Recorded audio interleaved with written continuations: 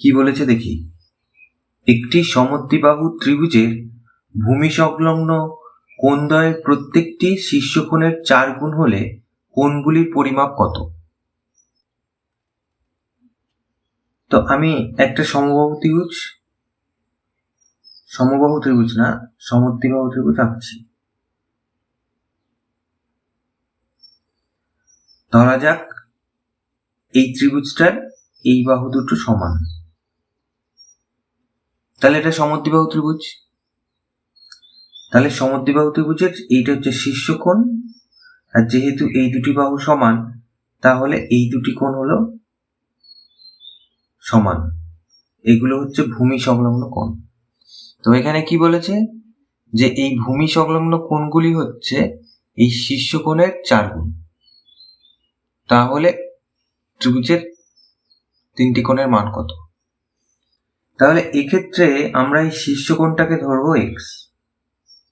তাহলে যেহেতু এগুলো 4 গুণ, শীর্ষকোণের 4 গুণ, ভূমি সংলগ্ন এই যে লেখা আছে ভূমি সংলগ্ন কোণদ্বয়ের প্রত্যেকটি শীর্ষকোণের 4 গুণ, তাহলে এটা যদি x হয় এটা 4x, এটাও 4x।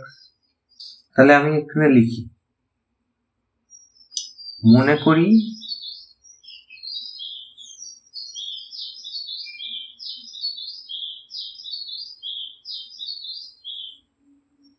শীর্ষকোণের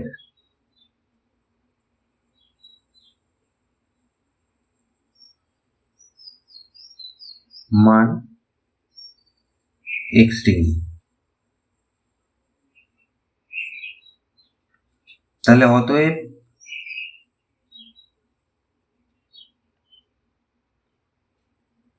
ভূমি সংলগ্ন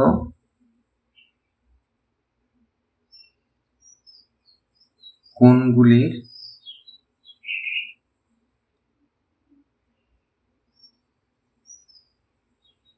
প্রত্যেকটির মান কত হবে?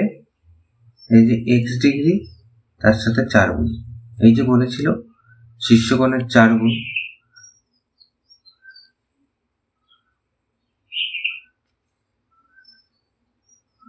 তাহলে এখানে 4x ডিগ্রি। তাহলে ত্রিভুজের 3টি কোণের সমষ্টি কত?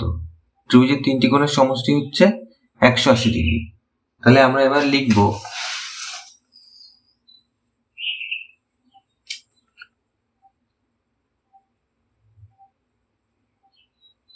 প্রশ্নানুসারে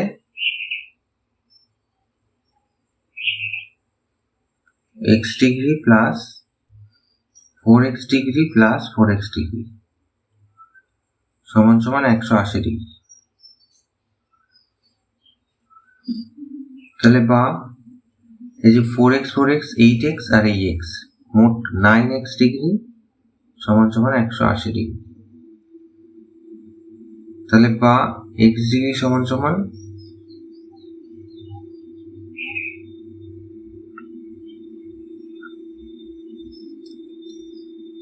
180 ডিগ্রিকে 9 দিয়ে ভাগ, তার মানে 20 ডিগ্রি।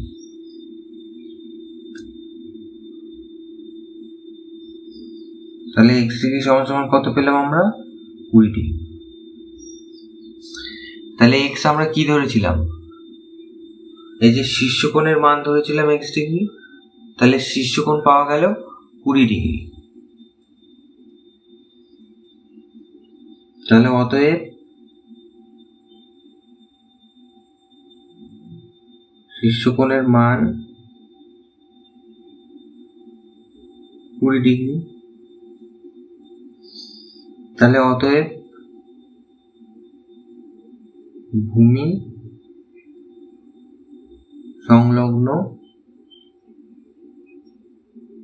কোণগুলির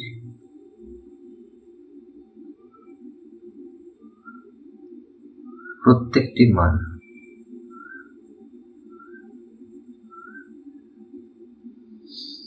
সমান সমান এই যে 4 গুণ ছিল, তাহলে 4 গুণ 20, তার মানে 80 ডিগ্রি।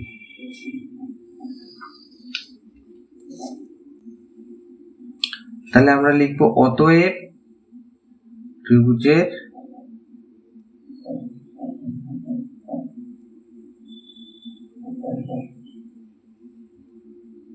তিনটি কোণের মান 20 ডিগ্রি, 80 ডিগ্রি আর 80 ডিগ্রি। তাহলে এটা হচ্ছে উত্তর।